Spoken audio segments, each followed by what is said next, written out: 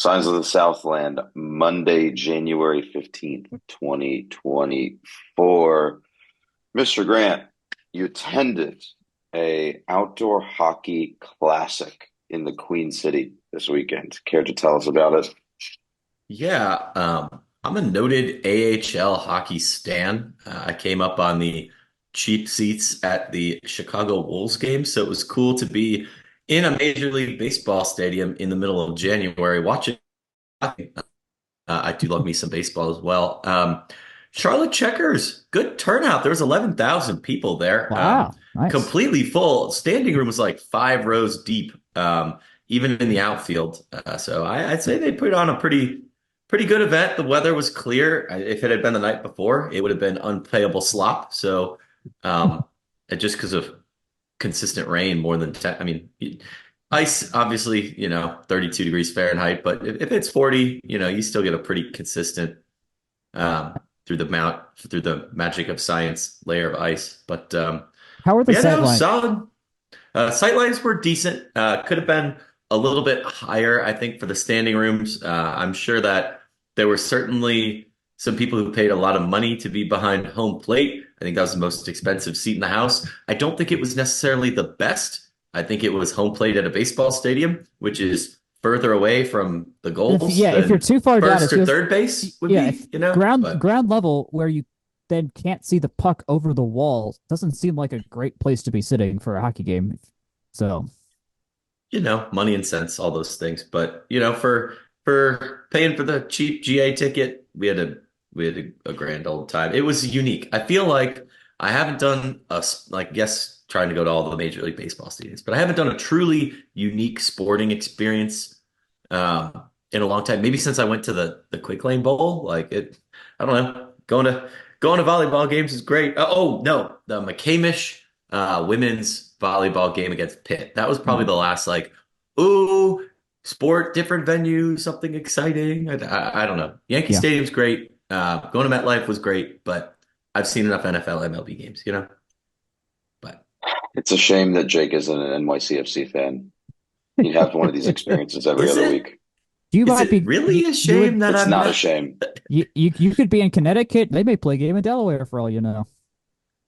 Huh. There's- Well, They haven't surely yet, gives but a I'm new not ruling it meaning out. to city, New York City. Anyways. Speaking of beef with certain media apparatuses, Jack, you should let me back up. There Yeah, was this yeah. thing that developed on Twitter or X or whatever the heck you want to call it now, over the weekend that pitted Oklahoma State fans and a segment of Georgia Tech fans. And I think I only caught the tail end of it, and I'm just Yeah. very confused about how this transpired. And I'm going to need you as our resident extremely online poster to explain it to me. Like, extremely online is a valid description I, of me. I and I Uh, want to give a little color before you start. okay. This is something that as I don't go on Twitter that much anymore. It's mostly to just check to see if I have any group messages or notifications. Apparently this has been brewing for a couple of days, This right? is yeah, we're like this is Okay. like it's I I don't really think know what's going on here. So it's toned down a little, I think enough now. But a few days ago when the coaches poll rankings came out, Brent Key he submitted a vote. All the votes are public. I think it's on usatoday.com since they run the poll.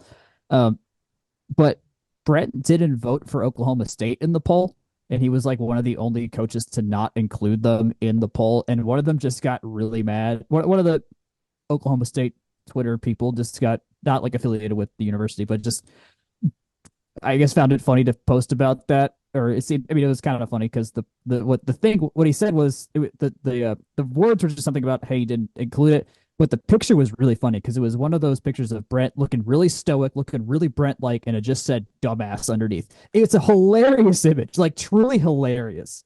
Um, our Twitter fan base did not find it so, and it turned into this very quickly turned into this fake beef between Oklahoma State fans and Georgia Tech fans just insulting each other for no reason whatsoever and doing it poorly at that. Like Tech fans not bringing up the correct things you should be bringing up about why your school is better or your football team. It was so bad. It was all fake.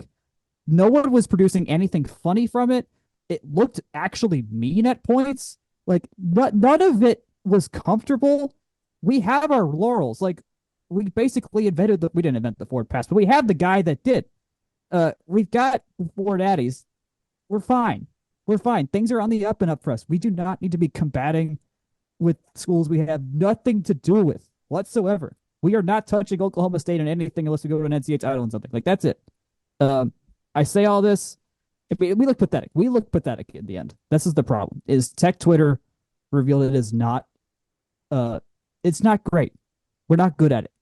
We just aren't. There are some accounts that are, but the ones that got involved were not. I say all this, J Bat, this would be a really good time to schedule Oklahoma State for a home and home. That might be really good. It might be They're not really playing. good. It sounds to like 2 dozen people. I I, don't know. it might be good. We got scheduled in 2027 and 2028. We got room in the schedule. It'd be kind of funny. It's not like Yeah, they're playing Bedlam anymore, so no, yeah, it's that's not not. open. Yeah, like there was nothing. It was all fake. If someone wants to redeem this, please post something actually funny. Do a good meme about what's their head coach's name? I forgot his name.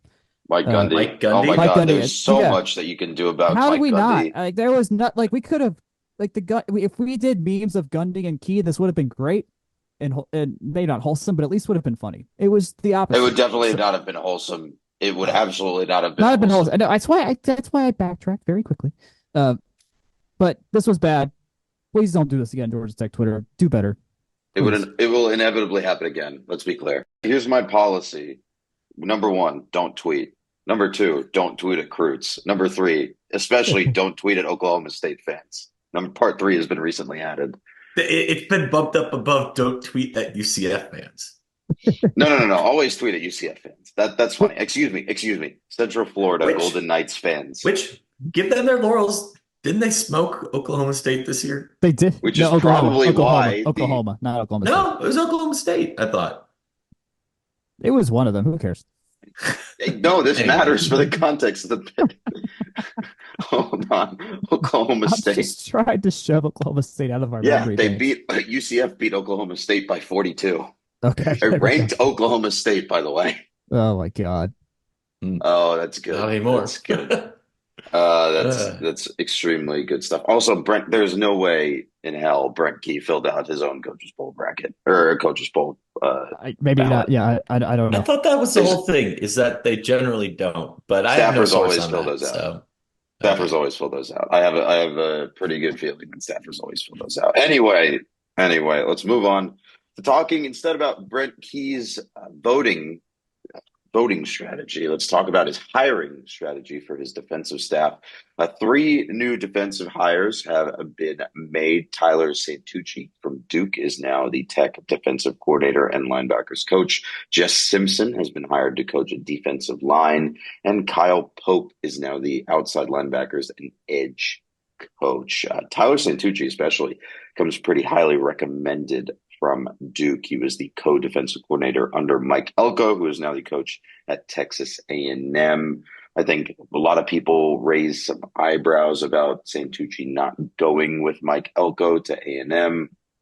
Obviously, we don't really have any more information about that, but from what we can gather, both from the stats that we have and from, I guess, what we've heard from other people in and around the industry, Santucci especially is the top line, like home run hire of what is a very, very good defensive staff hiring season for Georgia Tech.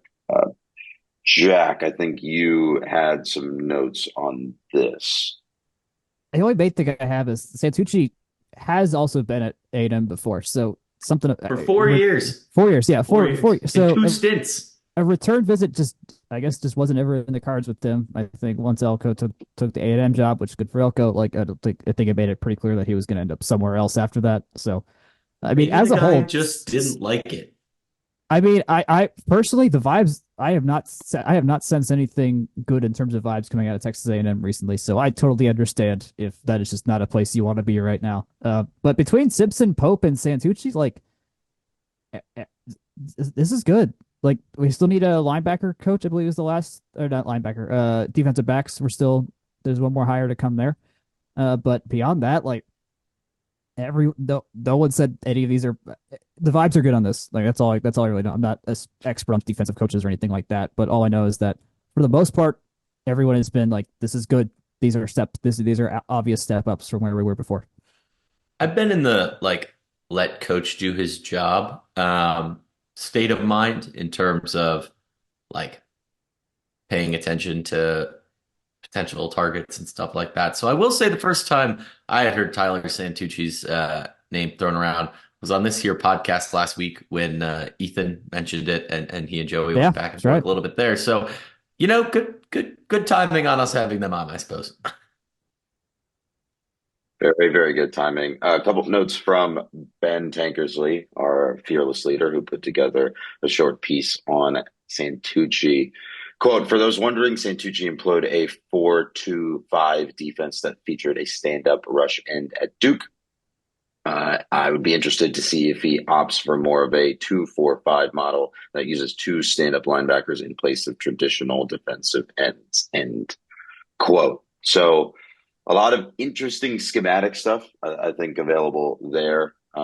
Tech's defense over the last, at least as long as Jake and I have been fans, has evolved a lot. So there was some three-man fronts in there, some four-man fronts in there, whatever the hell Jeff Collins was doing, not a lot of defending in that era, but you sort of get the point, right? It's been fluid. Tech has been willing to show that it doesn't necessarily have a dogma when it comes to that side of the ball. So I'm interested to see what they'll put together. Just some stats from Santucci's lone season as Duke's defensive coordinator. The advanced stats specifically allowed minus 0.04 EPA per play overall. That ranked at 38th in the nation. Against the pass, they allowed just 0.01 EPA per play. That was 52nd in the nation. And then against the rush, it was negative 0.07 EPA per play, 25th in the nation. So really, really good output here. I find that being in that top half to top quarter of the nation kind of bracket there, really a good sign early on. I think Yeah. Tech and Duke's defensive talent or like defensive recruiting level is probably effectively equivalent. Maybe Tech edges them out slightly, but he's getting a lot of output out of a similar caliber of player. So I'm interested to see how his tactics at Duke translate over to Tech's personnel. Yeah, I mean, there was Okay. for the most part, we've been kind of at the level playing field of Duke. We kind of played down to their level in the past few years, but a lot of what these alcohol teams looked like is they got a lot of production out of what they had too. Like no one thought that they were going to be big old barn burners or anything like that, and then they just kind of rose up and became legitimately good team against legitimately good opponents for a while before Leonard got hurt. So Yeah. yeah, It's going to be, I mean, this is almost an entire defensive staff turnover, right? Or I think literally the entire defensive staff has been turned over. And I the think primary folks, yeah. yeah, and I think we've been talking in our writers' room a little bit about how it at least shows that Brent understands what the problems are and is willing to make changes to that end immediately, Yep. right? And cycle guys out. And I think we saw this with Kevin Sherritt being elevated to DC in the middle of the season and Andrew Thacker taking a more back end role, right? We he's showing more willingness to change and solve problems more quickly than the time scale that a previous regime was on. So we'll see how it works, right? We're talking about this pre, not necessarily post. Right. I'm looking at the just the staff directory page on ramblingrec.com, and at the bottom of the football section, Tavares Tillman and Andrew Thacker are still listed, but there are no positions listed for them. It's just their names. Maybe they'll go teach Interesting. calc or something. That'd be real high school football heritage right there. It's possible. It's possible. The last note on football, Dylan Leonard, tight end, senior tight end, excuse me, played in the Hula Bowl. I think that was this that Yeah, it was a this couple days ago. past week. Yeah, a couple days ago. Interesting. I don't know if we have any. Do we have any stats on that? Did I Rambling don't. Wreck have anything on that? They did not actually.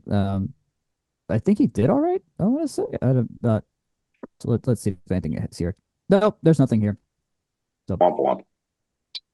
Let's move on over to Ken Byers Tennis Complex, shall we? Let's talk about men's tennis first. They were at home for two matches this weekend, won a 6-1 win versus Brown to open their spring schedule, and the second, a 5-2 win versus Alabama. Let's start with that win versus Brown. Doubles went pretty well. Tech beat Brown on two of the three courts. Marcus McDaniel and Keshav Chopra are your season opening court one pairing. They defeated Alex Finkelstein and Shun Lam 6-1. And on court three, Andres Martin and Krish Aurora defeated Alex Kung and Brian Chong 6-3. Gabriel Brancatelli and Richard Biagatti versus Xander Bravo and Noah Hernandez were at 5-3, and that match went unfinished because the other two finished first. On the single side, Martin, Chopra, Brancatelli, Biagatti, and Sakdev. So that's courts 1, 2, 3, 4, and 6 finished up, wrapped their days up with wins. The only match dropped was Krish Aurora versus Chun Lam. Either of you have any thoughts on this opening game? Anything you saw that was interesting? there was a funny moment in Andres Martin's singles match where there was a call with the ref where he thought a ball was obviously out. I think it was early in the first set. Um, he thought it was obviously out. He didn't catch that the umpire uh called the ball in, and his opponent, who was he playing? Alex Finkelstein didn't say anything about it either, and so he got very overly demonstrative about calling a ball out when a ball was out, and the Brown guy didn't even do it. The Brown player didn't do anything to help his case either. So there was just some funny mind games there, and seeing Andres maintain victory. I mean, I think it cost him that first set. Like the mind games got to him, and then he cleaned up and obviously didn't lose a game for two more. Only lost one game for two more sets, but that was just funny to see. Beyond that, it is a pretty easy win. We clearly were overpowering them on all fronts. So Let's move on to that Alabama game. Jack, you were there in person, but yeah, before we hear your take, I just want to get through some of the highlights of the scores here. McDaniel Chopra was the court one pairing again versus number 25 in the nation pairing Philip Planensek and Andriy Zimnoch. That was a 6-3 win for Tech. And Andres Martin and Chris Aurora again on court three defeated Matic Dimic and Rowan Jones 6-1. Singles, Tech picked up wins from Andres Martin on court one, Keshav Chopra on court two, Marcus McDaniel on court three, and Rowan Sakdev on court six to wrap up the match. Not a lot of interesting stuff on the top end of the score sheet, but I think you saw some very interesting match play while you were there, Jack. yeah. This hung between us winning 5-2, us maybe losing 4-3. Like this could have gone a lot of different ways as the afternoon developed. Doubles went really well. Also, I'll note these rankings are definitely not like up to date because they haven't updated the individual or doubles rankings since November. And none of our main guys are listed because they weren't playing ITA stuff in the fall, as we mentioned, when they got stuck in Tunisia. We don't actually know for sure.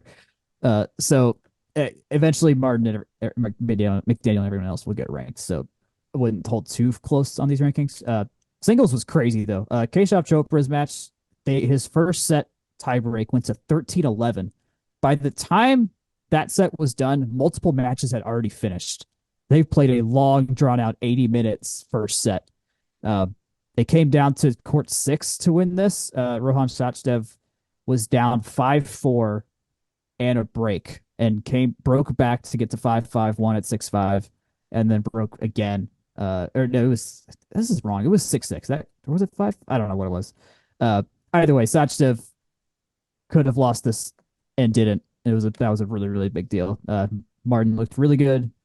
He came back down from 5-2 in the second set to win his match 7-5 in the second set. And then I think Marcus McDaniel has been the best so far, at least in terms of consistency and high quality and level headedness. His serve has been fantastic.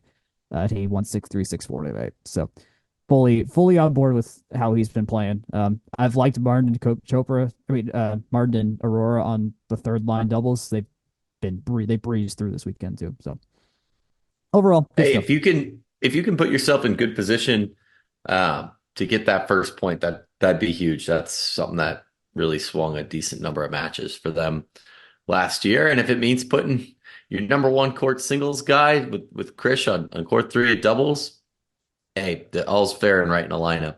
Yeah, One thing that I kind of took away from your interview with uh, the tennis fellas couple of days ago, which, well, one thing, they unlocked a memory of the Georgia Tech Hotel breakfast buffet, but I'm sure that's neither here nor there. Anyways, seemed like their scheduling philosophy when it comes to these out of conference games, at least this year, is looking for wins, because with the ACC, the strength of schedule is going to be there. They're playing right. a lot of the top 25 just kind of because, and in past years, getting an Auburn, a Tennessee, a Georgia, and a South Carolina, or some combination thereof, seems to have been like schedule difficulty to the point of it hurting them. So I'm kind of excited to see them say, hey, Alabama, a couple good wins last year, but 12 and 15, maybe a little bit more handleable than an SEC East team, if you will. So I Yep. think this is a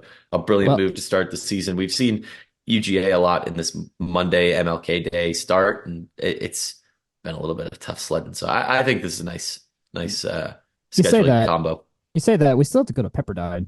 Like they still scheduled. They didn't schedule just the cupcakes there.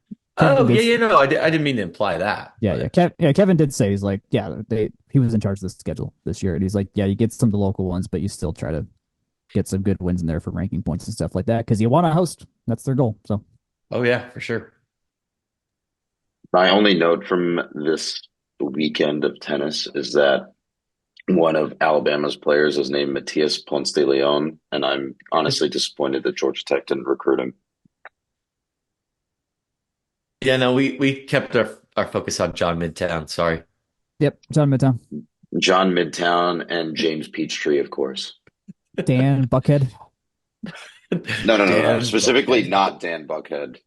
Oh, oh, Martin Bankhead. Yes, there we go. There Ken we College go. Park. Ken College Park. Anyways, Joe Uh, Hapeville. We need to move on. We need to move on before we start naming other suburbs. Women's tennis. Women's tennis was at the Michigan Invitational. Um, a incredibly stacked weekend for them. I think we have in our sheet, there's just a billion matches. It's hard to keep track of what really was going on, and the schedule's hard to read. So I didn't want to have a very condensed highlight of what happened. I've spent a number of years summarizing this particular tournament, and it was always something I struggled with, honestly, to go behind the curtain a little bit, just because there is so much going on. It's 3 days. They're all playing different teams. How do you even start to parse through that? I think kind of high level, it's pretty straightforward to just say that it did not start well for Tech day one. Um, dare I say let's not I'm parse looking through at it. it. An I'm 0 looking at it. for 8 singles showing. Yes, What do we Carol got? Lee One. played the We got number one. 15 player. There's one. One? Who Yeah, they get day one? Sarah Burra beat Bailey Shanahan from Michigan in 3 sets. That was the only singles win. On Day on one. day one? Oh yeah, Oh, sorry, Tiffany. I was on Jackets continue the Michigan Invitational. Ohio State 0 for 8 though. That Oh God. that was not Woo. super stoked. And then We're close on a they couple of these. Like Sharabura lost 10-7 in a third set tiebreak, and Mira just lost 11-9 in her third set tiebreak. So we were right on the edge there. day three though, doubles. That was they got 4 pairings against Michigan and 4 pairings against Ohio State. Tech did go a total of 5 for 3 or 5 for 8, so 5 and 3. That's not so bad. That's a way to, I suppose, claw it back just a little bit. Yeah. Trying to be, you know, trying to be positive about it. But singles, not a great start. That said, I'm pulling up the rankings for Ohio State and Michigan because I do want to get them right the first time I quote them. Michigan number 5 in the country, Ohio State number 14. Like that's Yeah, not they're in that tier above. They're I mean we're ranked, but yeah. that's clearly the tier above there. I did some of the team was at the men's match today, and I did overhear a few of them. Basically, the best way to describe it is it was a humbling experience, is how they put it. So better, I guess, to start with this than do this at the end. And Yeah, yeah, there's a lot of season left. Um, there's a lot of season left and not a lot of basketball season left. Section 103 though is the best place to get Miles Kelly NIL jerseys. And of course other things, Georgia Tech basketball, welcome to the Thriller Dome. Love all those designs, but in terms of men's basketball and women's basketball, check them out for Buzz with the Ball. I'm on the record. I love Buzz doing esoteric things, and Buzz with basketball is certainly among them. Section103.com and at Section 103 on Twitter, perfect place to find Section 103 and get some of their great stuff out there. Free shipping on orders over $70 every day, always. Can't believe he's stolen my thunder with another transition yet again. I'm personally disappointed in my own performance, and Good. I will strive to do better. No one will podcast better than I will over the next couple weeks of the season. I'll Let's hold you talk to about it. men's basketball. Let's talk about men's basketball. I believe it was a 5-point loss to Duke at Cameron Indoor. I think, Jake, when we talked about this a little bit earlier in the weekend, our conclusion was this is effectively the same old story whenever literally anyone other than Duke or anyone playing Duke plays at Cameron. Um, a a good showing. I don't want that to get lost. It was high effort. It was high octane. It was high quality, maybe debatable, but like it was a very, very good cohesive team effort in this game from Georgia Tech. They at times they kept Kyle Filipowski in check, but I think between the free throw advantage that Duke had in the first half and a recurring nagging turnover problem for Tech, it just kind of turned into too little, too late by the end of it. And to be fair, I think by at a certain point they were up by like 8 points, right? we were up Right 10 in the around second five. half. Yeah, Yeah, like Yeah. real late into the second half, it just, between fouls and turnovers and all the usual late game mistakes for a young team, it just ended up being a typical game at Cameron. Yeah, and I do want to say, you might look at some, high level numbers and whatnot. Filipowski did score 30, but it wasn't a particularly At efficient 30. 10, times, they kept him in check. At yes, times, 10, 10 yes. for 24 field goals, but a 4 for 5 from beyond the arc by their center. Yep. Not really what you want. 12 points off of 3 by a college center is, dare I say, pretty unusual. You guys can pick and pull at that if you want, but yeah, he had 13 rebounds all on his own. He's a big guy. He really contributed there in terms of both sides of the stat line, and I don't know. I'm on the record saying this almost every other week because I hate complaining about refereeing, but it's just a known thing. Like teams don't go into Cameron Indoor Stadium and expect to, an easy sled there, and it really was free throws, at least in my humble opinion, that kept Duke Oh yeah, hanging for around sure. in the first. Tech did go down, pretty deep. I think it was 10 points about halfway through the first, and then they just basically put on the clamps from there. The rest of the first half, Duke was pretty limited from actually shooting and more kept in based on many trips to the line. I think overall, 11 for 20 for 3, that's real solid. One of the better performances we've seen from Georgia Tech there.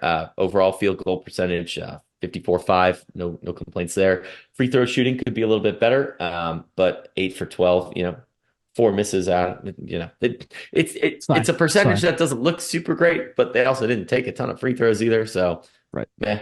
Um, yeah, it's tough to lead late. I know that kind of, it's a sounds like a moral victory to say, but Georgia Tech already beat Duke once this year and was going for a sweep. I don't think we've been able to say that It's in the remarkable. entire Yeah. time that I've been associated with this school. So, that is a moral victory. If there was one, I personally did think there was a shot that Tech could be 4-0 in conference coming into this game, and now they're 1-4 after five. But I don't know. That's why you play the ball games. I think notable improvements this game. Nathan George had Hmm. 17 points. Miles Kelly, people and much ink has been spilled about his potential to go to the NBA last year. Came back.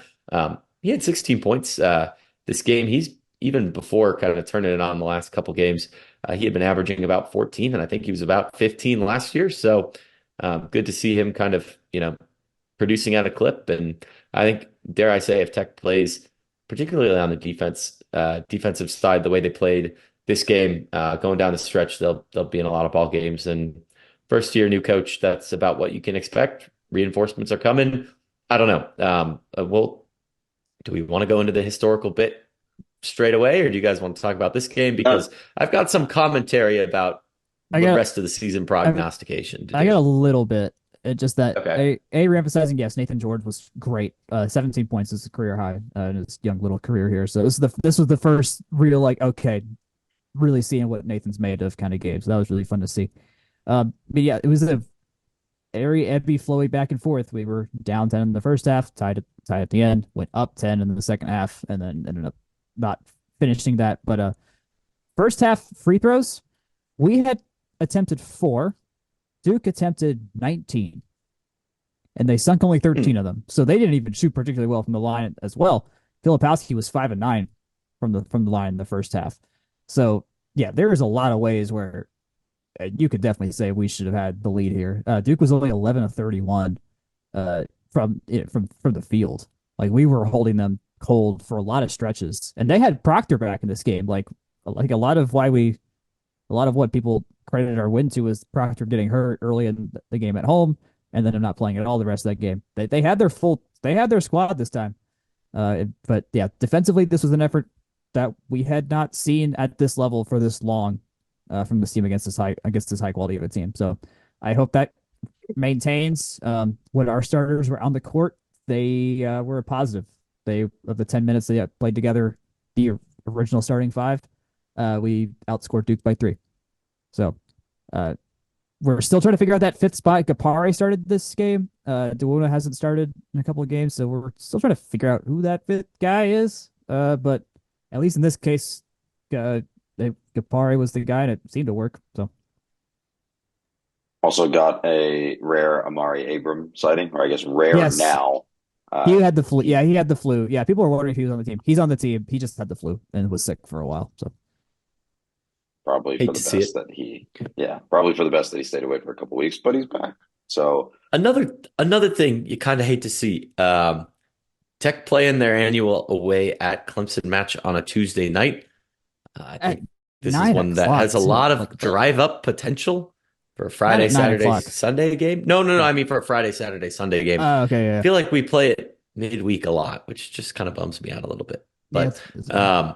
it is a 9 p.m. game. That would be Tuesday night. ACC Network. Georgia Tech plays at 6 p.m. on Saturday versus Virginia. I don't think I've seen Georgia Tech beat Virginia in my association with the team either. So have the opportunity to do something neat against a good team. Two good teams this week. So like we said, defense travels. So hopefully they can keep it up. Kind of taking a left turn into season prognostication. One way I was going with kind of my thought about keeping teams in games, the kind of segue out of that was, it just takes 3 or 4 games in March, playing well, getting hot to make a tournament, even if you're not necessarily playing as an at-large earlier in the year. we received a listener question, and of course our emails and our various ways to contact us are always appreciated. But we received a listener question, really asking about annual trends in game results. Specifically, of course, there's a non-con season, November, December for the most part. But does Georgia Tech tend to, I guess, bottom out or have a trough in January before coming back up in February and March? Honestly, that feels like what's going on right now. But I thought it was an interesting question, so I dove into our data set, and really what I found is the answer is yes, but yes, Georgia Tech basketball does kind of bottom out in January, a 382 win clip under coaches Hewitt, Gregory, Passner, and so far, I guess not Stoudemire because this year's not done yet, but a 382 win clip in January, a 388 win clip in February, so ever so slightly higher. Interestingly, as high as 570 in March. I suppose a couple tournament runs will go and do a part there, but yeah, I thought it was interesting that yes, but a very very slight increase and better. Maybe it's more of our collective feelings in terms of maybe the team's playing a bit better in February. But curious for your guys' thoughts. I think for me, it's just anecdotally this part that anecdotally they get a lot of hard games early on in the ACC schedule too, Yep. and the ACC is a difficult conference to play in. It's not really going to get. I mean, it'll get a little easier just based on the scheduling model once Stanford, Cal, and SMU come into play. You might not see Duke or Louisville. Well, Louisville, I guess, is a cakewalk now, but I Yeah. wish we got Louisville. Hey, we why lost to them last year. Don't I'm forget. mixing up my Ooh, sports, but the fun the fact, Dukes, fun the fact, UNCs. Louisville has not missed a postseason tournament for 3 years in a row, which is currently what's happening, since 1944-45 season through 1946-47 season. So this is unprecedented Louisville that we're currently dealing with. But I get your point there. Yeah, My but goodness. I think with the schedule, I guess where I'm going with this, it'll be interesting to see how three more teams in the conference change the scheduling model and then Right. Yeah. change how Tech performs with that scheduling model in mind, Yeah. right? Because Anywhere from 1 to 4 games combined against Duke and North Carolina is a surefire way historically to not win games. So yeah, if you take one of the games from away from playing Duke, like one of the home or away legs, one of the UNC away legs, one of yep. the I don't know when Syracuse was good, one of those away legs, Yeah. right? Like Yeah. when you start trying to slot in Stanford and Cal and SMU in this schedule, and we obviously still haven't. I don't think we've seen a basketball scheduling model yet. No, we haven't Right seen any. now, We've Nope. only all we've got is football still. Everything else is yeah, still I under mean wraps. the way that the basketball scheduling model works right now, it's double round robin, right? It's super easy. It makes a lot of sense. And then you're gonna start getting into the NFL style weirdness or the NBA style weirdness next year. So Yep. we'll just have to see how these trends evolve with with that scheduling model changing. And I'd also actually be interested in seeing the breakdown of how, like when Syracuse and Pitt and them entered the conference in 2013, what the split between those two eras is, right? So you can compare and even across scheduling models because I know that we've only relatively recently changed to the double round robin. So Yep. just trying to slice and dice and see different avenues, I think would be interesting. Yeah. For me, it's like we just play the ACC. We're not playing cupcake games in January, so that makes this data Unless set you seem draw obvious. Louisville. Correct. Yeah, that's what makes the hunch is great. It's a good hunch. Like obviously, it's harder, but in the end, it's like obvious to me that this should be the case. I mean, considering how the schedule always has panned out historically. So, like, I assume for football, it's kind of similar. Like October, November probably should be lower winning percentages than September. So I don't know. It was a good it's a good data exploration, right? yeah, It for sure. was an awesome question, and I think this is why we ask for these questions. right? Because it leads us down these paths to think about these historical trends a little deeper. So keep them coming. Keep these questions coming. J-Bat, we need you to flip the schedule so that we can even out our month by month record, if you would, please. We should play all of our easy games ahead of I time. mean, we kind of did that. We didn't try. It worked out that we beat Duke in December, so What that they would have should been do a is they should move the NCAA tournament to November and then just yes, put Tech in it every year. And then yes. obviously Tech would go 1,000 in every single There NCAA we go. tournament. I like this thinking. Correlation and causation, of course. Truly, truly remarkable. Let's flip to the other side of Zelnite Practice Center. Let's talk about women's basketball. They beat Clemson. I believe that was like a 3-point victory. I don't have it in front of me. Yes, I Uh, was eight actually. this 70. one was a weird game. You have it as a very, very normal basketball game, but if I remember correctly while following this online, I uh, mean, it was just I say normal, not just like a little bit of everything happened.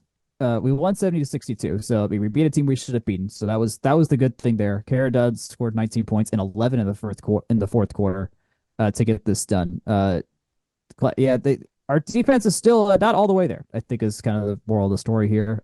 Also, that Tony Morgan played with cramps, so we saw a lot of Sidney Johnson in this game that we usually wouldn't get.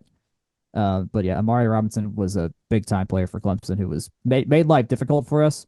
Uh, but by the time we got through we were what we were up eight after three quarters. So the fourth quarter was thankfully another one of those where we could play from ahead and keep the pressure on our opponent.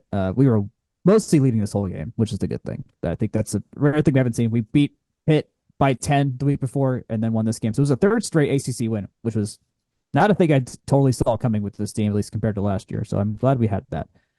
Tony had and a then good. the train hit a screeching halt in Oh my Durham, God, North yeah. Carolina, uh, It playing. they played Duke. That's kind of all I want to say from that. It was terrible. Like it was They were objectively they were terrible. technically there, you know. They were there. They arrived. They were playing what resembled basketball at Cameron Indoor, and that is about all of the analysis I think all three of us actually could provide. Here's the deal. We lost 84-46. Duke scored 48 points in the second half.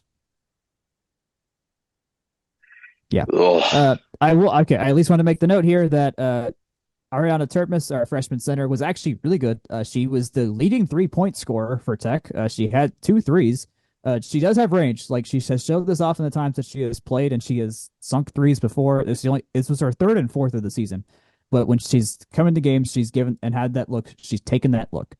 She played 26 minutes today.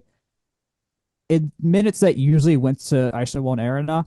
So that's what I'm looking out for in our next game is it does because Porter likes to carry the hot hand. If someone's doing well, they play. Russ earned a starting spot because she was scoring 20 points a game. She didn't score a point in this game though, sadly. Um, and Termus looked good. She had her jumper going. She was way more physical. She was better on rebounding. Like everything was better about Termus than Arena has been recently. So I'm not surprised this has happened because Arena has seen less and less playing time so far. Um, Ultimately, this team is just you know how with Kubai and Lawton and all those guys, like they just had a real fire. Like you would not want to stand in their way, kind of thing. If you saw them Yeah. on the court, Yes. this team has none of that.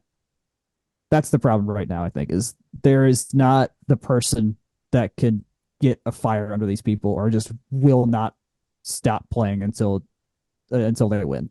I have not So sensed that. like a take over the game type of We personality. that hasn't happened. I'll say Tony Morgan probably should be that, and she's been dealing with cramps as I mentioned earlier. So I mean, it's not her fault that she wasn't able to play as much in this game as well because her body's just not letting her. So, and obviously their team is being very smart about how much she plays while she's having injury problems at the same time. So, uh, I'll hopefully be better. We play North Carolina next at home, and then we play Boston College at home. So at least we got some home games here.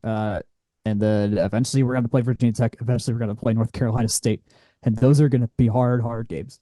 So Last note from me, Tech did not score in the final 8 minutes of this game. Oh yeah, So forgot about that. Carradine was the only one that scored from the field in the fourth quarter for us. yeah. So a very frustrating defensive performance, I think.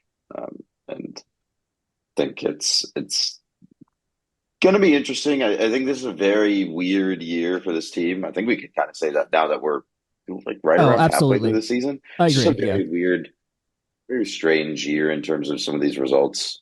I mean, it's not that Duke is bad per se. This was like I think like a No, they've been getting Duke team better. that's like right around the 20, like top 25, like right around the 20 mark, if Yeah, I remember correctly.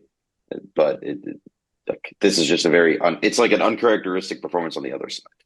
Right. basically. Them Tech and the we know men's. has had defensive Yeah, issues, but not to this kind of extent. right. Them and the men's team are very, very similar teams in very similar positions in terms of very young.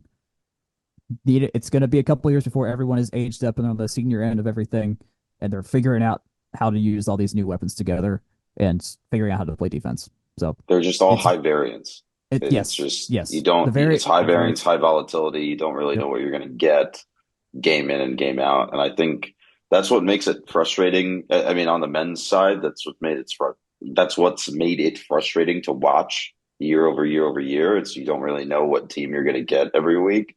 I think on the women's side, for years we knew what team we were going to get every week, right? Yep. Defensively Yeah. solid, Yeah. maybe offensively they have some issues, but they have, I guess, what you might call gamers, right? Like that will insert themselves into the narrative of the game, take over, and really put Tech on the front foot. And I think, like you said, Jack, this is one of the first years that they're missing that kind of presence, or I guess the second year that they're missing that kind of presence.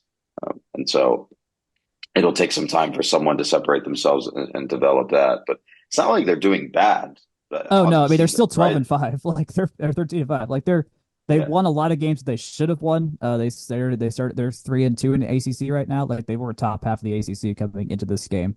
A lot of ACC games still have to play, but I mean they've lost some crummy games, but they've won some good ones too. I think for the most part they just went away from home. It's been a little bit harder for them. They've also played good teams away from home in this stretch for the most part as well. So Well, yeah. I maintain that they really haven't like lost to a team that's worse than them Yeah, yet, true. and Yeah, I think that's continued. Like I agree. I agree. they're kind of as as advertised, at least so far. Like you got to beat Virginia, got to beat Clemson. They're on target, right? Florida State's They tough. like Absolutely. Didn't Florida State just knock off Virginia Tech, if I remember They did, correctly, yeah, and we two lost days and we ago lost or by yesterday? 15 to them and scored 80 points in that game on the road. Yeah. So yeah, it's funky. It's absolutely fun. And they come here at the end of the month. So yeah, yeah, this team is absolutely on schedule. I'll say that they are on schedule. that's the game that I'm looking at, right? That FSU game. FSU obviously, I mean, I guess I haven't looked at their current form, but given how close that game was with FSU and how FSU basically, I think they pulled away within the last 2 minutes, like that late in the Oh, no, game. halfway through the third. Halfway through the With the third. third. Okay, I think I misremembered it, but in any case, I think that's the game I'm looking at as a benchmark again, right? How have they progressed since the last time they played FSU? Can they close that gap from not being able to keep up from that first game with not being able to keep up for the final 20 minutes? Yep. Right? So Yep. I think it'll be um, I think that'll be good for us to take a look back and look at how this team has progressed. Let's Four of our flip next over. five. Oh, one more note. Four of our next five are at home. So this is the time to Good. beef up that ACC record while we Yeah, can. Absolutely. for sure. Absolutely. Let's flip over to swim and dive. Excuse me. They were up in Charlotte at Queen's Yep. University facing Queens and Gardner Webb. We noted a couple weeks ago, and I think also last year, that Queens is a new D1 entrant. They were a D2 swimming power. Excuse me.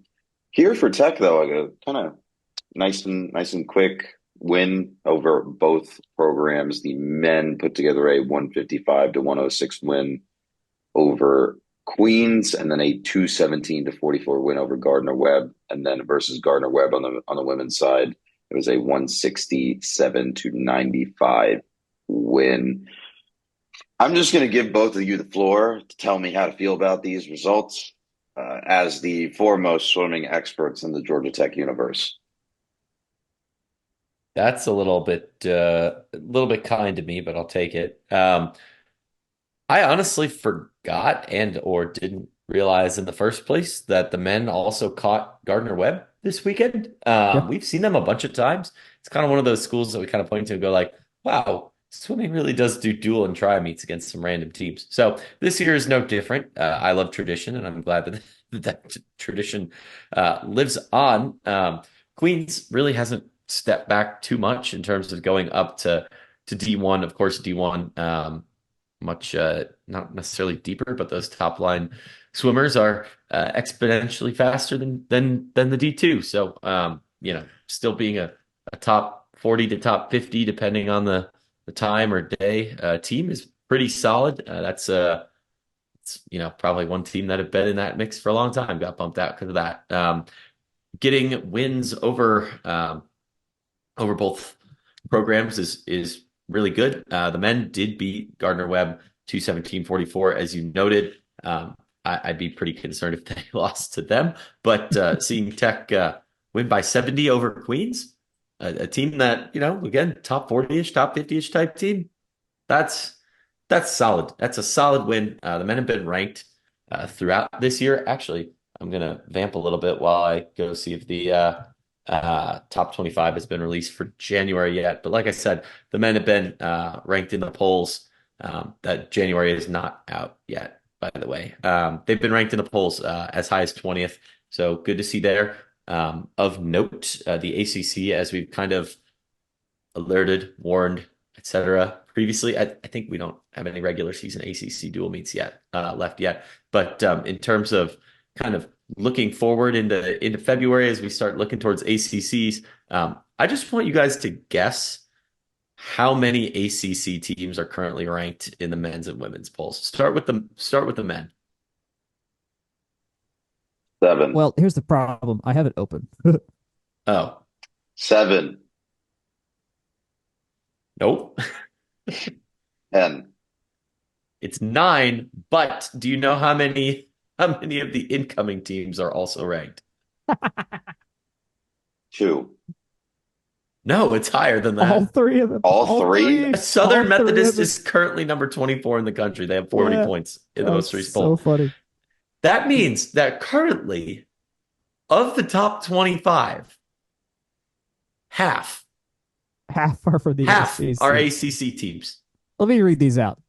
California, North Carolina State, Stanford, Notre Dame, Louisville, Florida State, Virginia, Virginia Tech, Georgia Tech, Southern Methodist.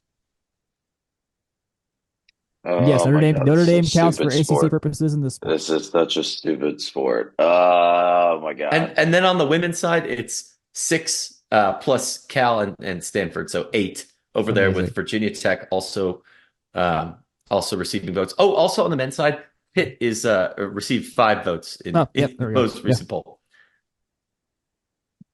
Look at them go. No one can see this, but If this I'm team just can have a get headache if right this now. team can get top 10 in the conference next year, that's a win. Yeah. This is Like- this is insane. Top half, oh my gosh! If either one can do that's incredible. Honestly, I'm not trying to be, ACC. And keep in mind, not every ACC team, particularly on the men's side, or every ACC school, has a team amongst the men. Right. Just off the top of my head, so that's 13 ranked or receiving votes, including There's no Syracuse. the They don't have a newcomers. team. Syracuse doesn't have a team. Miami doesn't have a men's team. Wake Forest doesn't have a team. And Clemson doesn't have a team. That is teams, 14, 15, 16, 17. So there's one that I'm forgetting. So Boston College. Boston College is the only unranked, not receiving votes team Come on, Boston that College. exists. Get in here. Get in here. Well, it's good. What a crock. Well, again, top half in that is going to be tough sledding. Wow. Yeah, so that is a racket. for that. That is a racket. Couple of news and notes as we close up shop before we do some trivia. On the volleyball side of things, Cara Bianco, Michaela White, and Darren Shirker are all no longer with the program. I think they are all in the transfer portal. The team is looking for one more transfer to replace Smiley Manning as an outside hitter. So going to be interesting. I think all of that news comes directly from the team, if I'm not if I'm not mistaken, Jack. From the team to me to us. So yeah, there you go. We are reporting this live. And freshman Logan Wiley was a spring admit or or early or what was the word I was early incorrect on this enrollee. last week. Yeah, I was incorrect on this last week. I definitely said she was a fall, and then here we are, 1 week later. She's here. Yes. Logan Wiley is an early enrollee, and Emiliano, who we discussed last week, is also on campus. So they will start training this spring. And then like you said, we'll get some games later on in the spring, probably closer to March and April, and we'll be able to see all of these players in action. So I think when we discussed this in our writers' room, the news about um, Darren Cirker specifically, I think we were kind of saying it seemed like they had two freshman setters and Suarez and Cirker and just kind of pitted Yep. them against each other and saw who was better and then picked Suarez because she I mean, separated herself and then used yeah, Suarez in the 2 unit and then eventually promoted her to the 1 unit. yeah. I mean, Suarez played her way into more playing time than Zucker did. So that's pretty simple there. Yeah. So still looking for that one transfer for outside hitter. And then obviously we've discussed Yep. the libero opening to death. So going to be interesting to see how those two things shake out. Mr. Grant, anything on volleyball from you? Not particularly. I don't think any of these were necessarily all that surprising.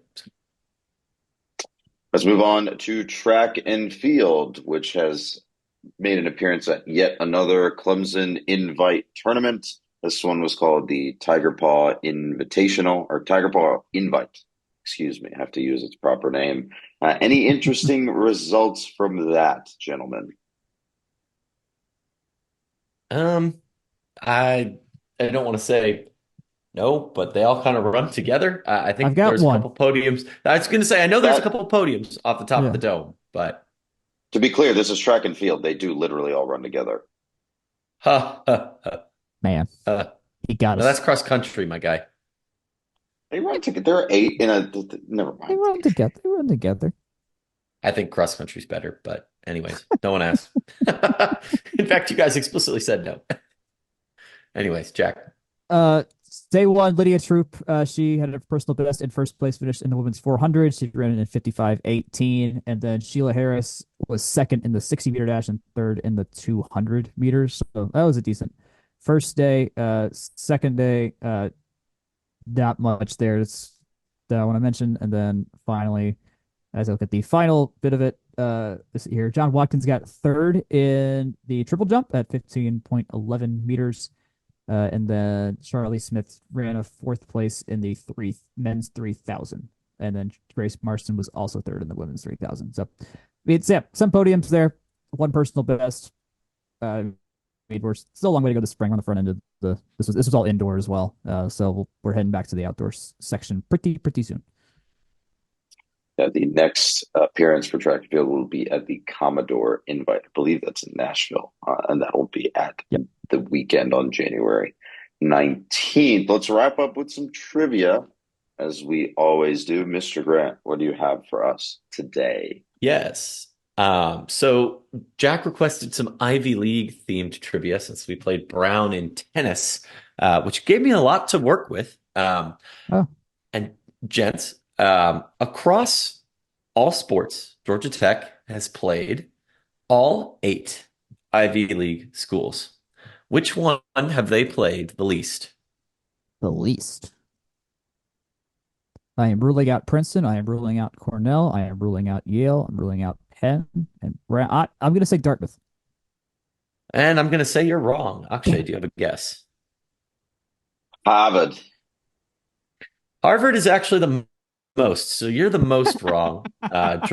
Georgia Tech men's tennis has played Harvard 10 times alone. That is the most of any of the unique matchups. There are 10 men's tennis matches against Harvard out of the 99 Georgia Tech has played against the Ivy League. Brown 99. Wow. is is the least. Okay. And today's, I believe, was the 100th.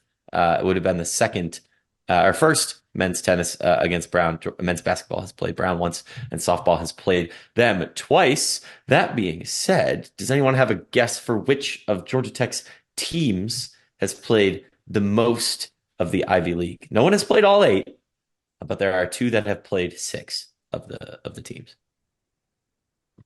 Recency bias has me feeling softball because I know Dartmouth came here, and you said Brown has played here. I don't know if for whatever reason we've played the rest of them, but that's my only real hunch. But also there's the fact that football is stupid old and every Ivy League football team is stupid old, so I wouldn't be surprised if they've come across each other a few times. Akshay, thoughts? I'm inclined to say men's tennis since you said that there are 99 other matchups between Ivy League teams. Well, I'm inclined to say that men's tennis has only combined for nine other matches out of those out of the rest of the schools. That's two against Princeton, three against Yale, and four against Columbia. Again, today has not been included in this data set. It only includes completed years because otherwise that would be impossibly hard to keep updated all the time. Men's tennis has 19 matches out of those 99. It's actually men's basketball and women's tennis tied Okay. for the most unique opponents. Men's basketball has played Brown, Columbia, Cornell, Harvard, Penn, and Yale, Penn being the most at six. Women's tennis have played a very evenly distributed 11 matches amongst Columbia, Cornell, Harvard, Penn, Princeton, and Yale. Interestingly, we've talked about men representing 19 of the 99. Those men's basketball teams represent 16 more of those 99, yet neither of those are the team that's played the most matches against Ivy League schools. Anyone have a guess? Baseball? It is. It is baseball. The team that plays the most games has played the most games. Dang it. What a I thought shocker. of this. Oh boy. That do be They how played numbers work sometimes. they played nine against Dartmouth. I believe three of those were relatively recently. I feel like I Yeah. went to two or three of those. Five against Yale, two against Penn, two against Harvard, and four against Cornell. Men's football has played three against Pennsylvania. That is it for them. Women's volleyball has played one each against Cornell, Penn, and Yale for three alone there. That kind of rounds us out there. Just some fun facts to take us out. Georgia Tech all time is 69, 27, and 3 for a 7-1-2 win clip against the Ivy League.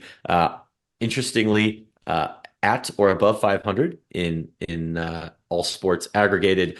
Georgia Tech is also above 500 in all but one of the sports against the Ivy League. Do you guys have a guess as to which one that is? Sub 500. Mm-hmm. Definitely not women's tennis.